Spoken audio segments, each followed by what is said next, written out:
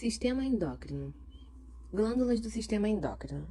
O sistema endócrino é composto por um grupo de glândulas e órgãos que regulam e controlam várias funções do organismo por meio da produção e secreção dos hormônios. Os hormônios são substâncias químicas que afetam a atividade de outra parte do corpo, atuando como mensageiros que controlam e coordenam as atividades, trabalhando como moléculas sinalizadoras que atuam em locais específicos. Eles circulam pelo organismo por meio de uma circulação sanguínea e ligam-se a receptores específicos. Mesmo que um hormônio circule por todo o corpo, só terá sua ação realizada quando alcançar a célula que apresenta receptores para aquele dado hormônio. As glândulas endócrinas liberam os hormônios diretamente na corrente sanguínea, por onde são transportadas até atingirem seu local de ação. Glândulas exócrinas liberam hormônios ou outras substâncias para dentro de um ducto que garantem que sua secreção seja lançada em cavidades ou nas superfícies corporais. Glândulas endócrinas e seus hormônios. Glândula pineal é encontrada aproximadamente no centro do encéfalo, produz o hormônio melatonina, que, entre outros papéis, participa da regulação dos ritmos biológicos. Hipotálamo é uma região do encéfalo que atua produzindo diferentes hormônios. É o hipotálamo que produz o hormônio antidiurético e a ocitocina, que serão secretados pela neurohipófise. O hormônio antidiurético aumenta a retenção hídrica nos rins, enquanto a ocitocina está relacionada com as contrações uterinas no parto e a edição de leite pelas glândulas mamárias. Além desses dois hormônios, o hipotálamo produz hormônios que atuam controlando a secreção hipofisária. Eles são conhecidos como hormônios liberadores e hormônios hipotalâmicos inibidores. São eles: hormônio liberador de tireotropina, TRH, hormônio liberador de corticotropina, CRH, hormônio liberador do hormônio do crescimento, GHRH, hormônio inibidor do hormônio do crescimento, GHIH, somatostatina, hormônio liberador de gonadotropinas, GnRH, dopamina ou fator inibidor da prolactina, PIF. Hipófise é um pequeno órgão localizado em uma cavidade do osso esfenoide, apresentando duas porções distintas, a neurohipófise e a adenohipófise. A neurohipófise é uma extensão do hipotálamo e libera dois hormônios sintetizados por essa outra glândula, o hormônio antidiurético e a ocitocina. A adenohipófise, por sua vez, secreta uma série de hormônios que atuam nas mais variadas funções do organismo.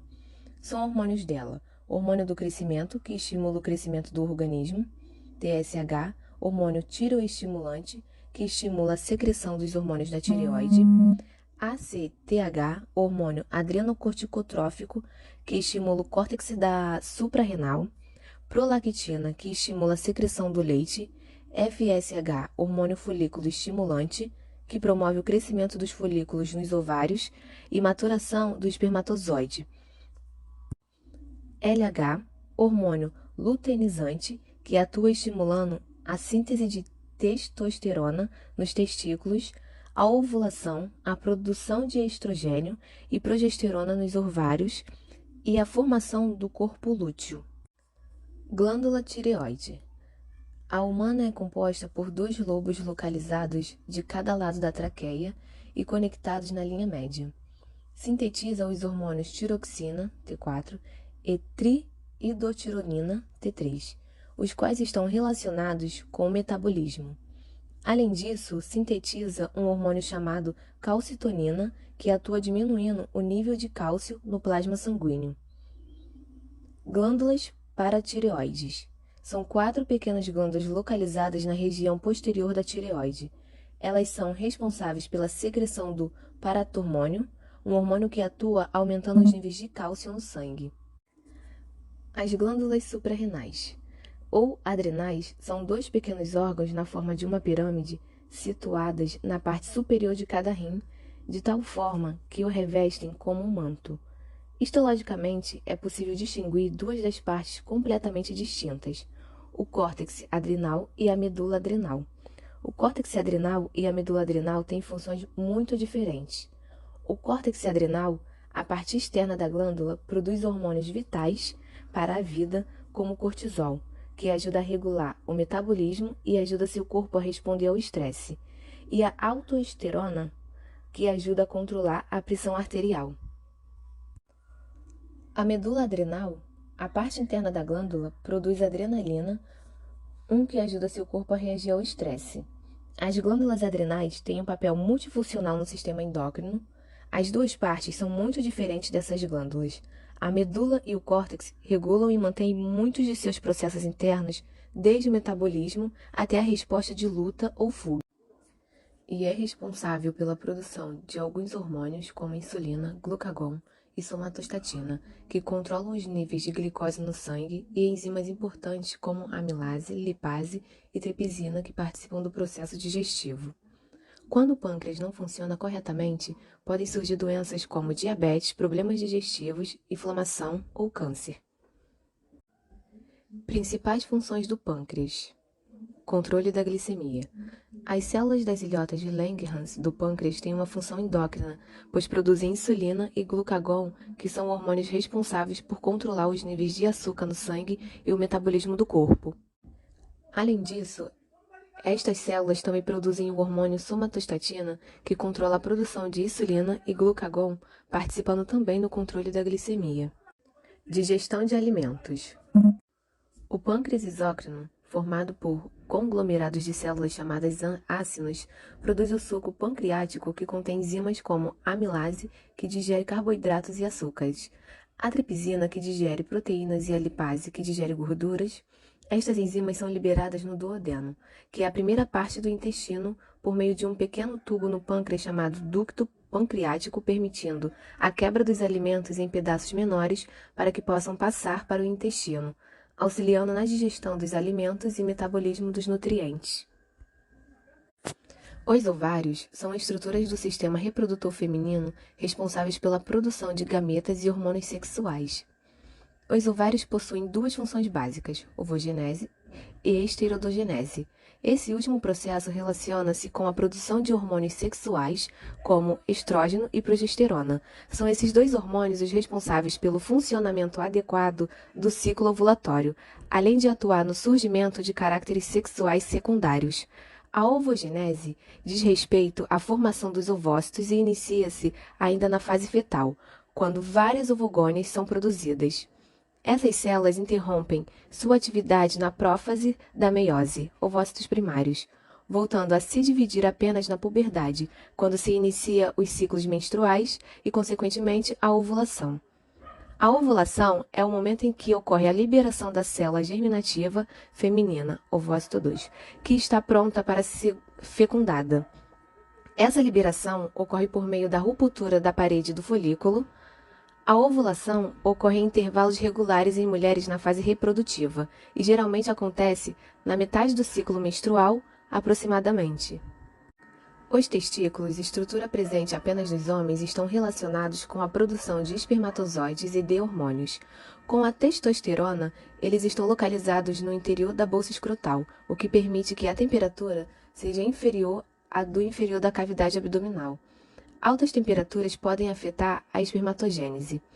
Os testículos produzem hormônios e também as células reprodutivas denominadas de espermatozoides. O principal hormônio sintetizado pelos testículos é a testosterona, mas eles também produzem a dihidrotestosterona, o metabólito mais ativo da testosterona. A testosterona é um hormônio que atua na espermatogênese e é responsável pelo desenvolvimento dos caracteres sexuais masculinos, pelo impulso sexual e pela libido. Com baixas nesse hormônio, o homem pode, por exemplo, apresentar aumento das mamas, dificuldade de ereção, diminuição do desejo sexual e baixa contagem de espermatozoides. A seguir, veremos a ligação entre o sistema endócrino e o sistema nervoso.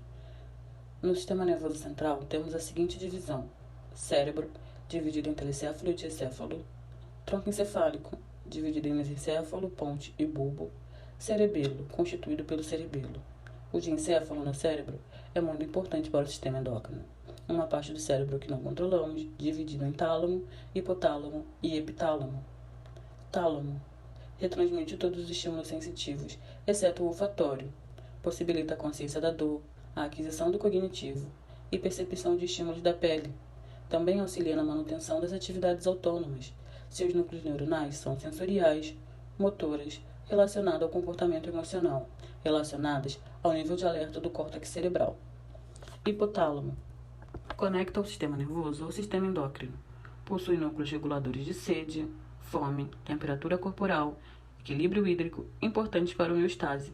O hipotálamo regula e se comunica com a glândula hipófise, que comanda todas as outras glândulas do sistema endócrino. A glândula pineal desempenha a função de relógio biológico através do ciclo circadiano, que determina o metabolismo de reprodução e envelhecimento.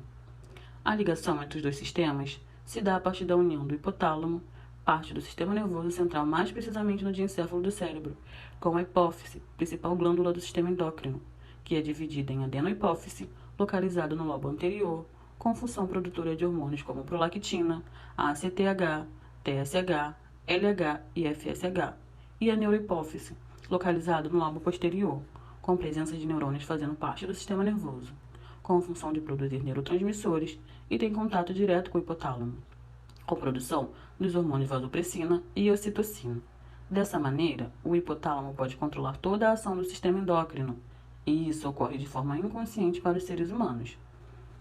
A seguir, veremos alguns exemplos de como essa interação entre os dois sistemas ocorre no dia a dia.